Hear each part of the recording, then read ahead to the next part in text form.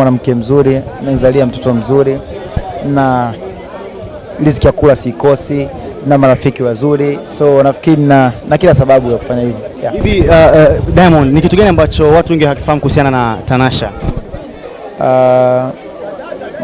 Unique, mstaarabu, hapendi masuala ya ugomvi, hapendi kufanya vitu kwa sababu ya show, na ndio maana tumeona mahusiano yetu yamekuwa kidogo sio ya kwenye mitandao, kwa sababu sio mtu wa kufanya vitu kwa sababu ya maonyesho, kumonyesha mtu. Tufanye ambaye yuko real.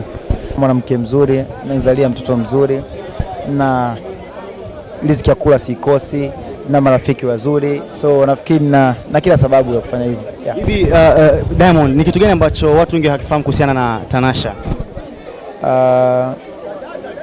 Unique, mstaarabu, hapendi masuala ya ugomvi, hapendi kufanya vitu kwa sababu ya show, na ndio maana tumeona mahusiano yetu yamekuwa kidogo sio ya kwenye mitandao, kwa sababu sio mtu wa kufanya vitu kwa sababu ya maonyesho, kumonyesha mtu. Tufanye ambaye yuko real.